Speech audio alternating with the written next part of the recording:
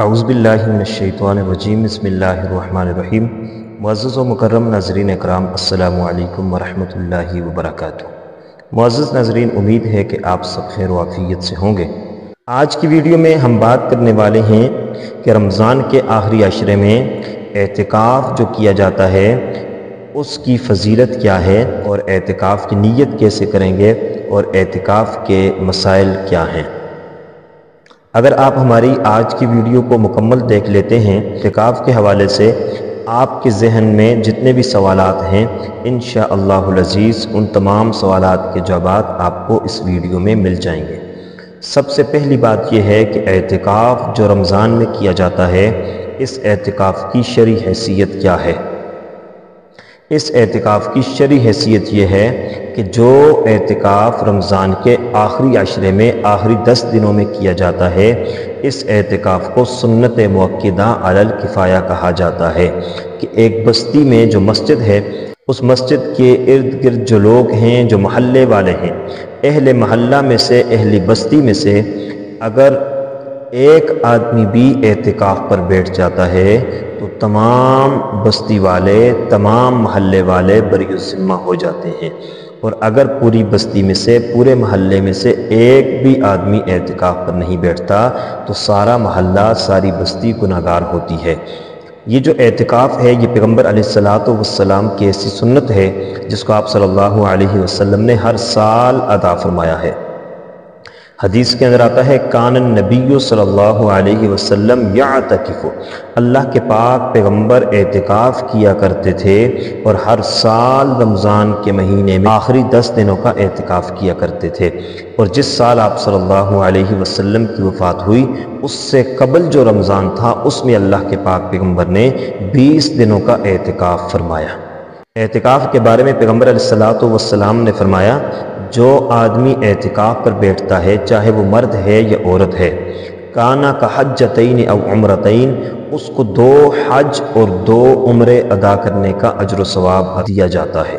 اور جو آدمی رمضان کے اندر اعتکاف پر بیٹھتا ہے، پیغمبر علیہ الصلوۃ والسلام نے فرمایا، ہوا یعکف الذنوب ویجری لہ الحسنات، وہ گناہوں سے بچ جاتا ہے اور اس کی نیکیاں جاری ہو جاتی ہیں۔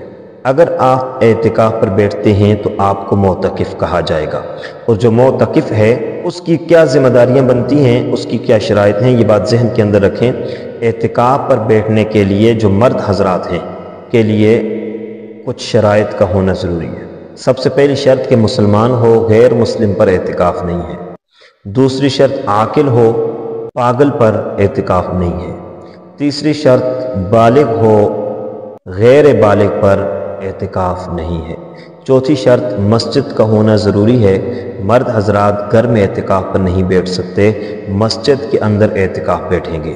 پانچویں شرط یہ ہے کہ مسجد کے اندر ٹھہرنا ضروری ہے، مسجد سے باہر نکلے گا تو اعتکاف ٹوٹ جائے گا۔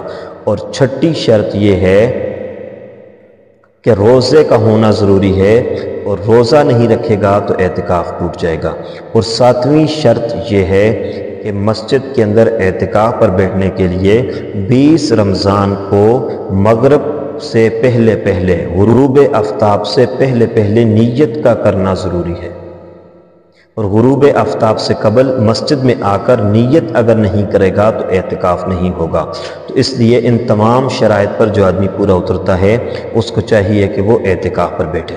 اس لیے مرد حضرات کا مسجد کے اندر اعتکاف بیٹھنا ضروری ہے، اور جو لوگ اعتکاف پر بیٹھیں گے ان کو چاہیے وہ مغرب سے پہلے پہلے مسجد میں جا کر نیت کر لیں گے۔ نیت کس کو کہتے ہیں؟ نیت دل کے ارادے کو کہتے ہیں، اور دل کے اندر یہ پختہ ارادہ کر لیں گے کہ میں مسجد کے اندر آخری 10 دن کے اعتکاف مسنون کی نیت کرتا ہوں۔ زبان سے کہہ لے تب بھی ٹھیک ہے، زبان سے نہیں بھی کہتا تو دل کے اندر ارادہ ہونا ضروری ہے۔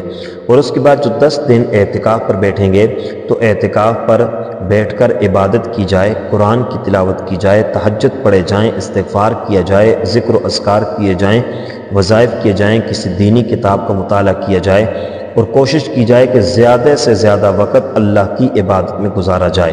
اور پھر اعتکاف کا ایک بڑا مقصد یہ بھی ہے کہ لیلۃ القدر کی تلاش کی جائے، اور رمضان کے آخری جو طاق راتیں ہیں ان طاق راتوں کے اندر لیلۃ القدر کو تلاش کیا جائے۔ امید ہے کہ آپ کو ہماری آج کی ویڈیو پسند آئی ہوگی۔ اگر پسند آئی ہے تو لائک کر لیجئے گا، چینل پر نئے ہیں تو سبسکرائب کر لیجئے گا۔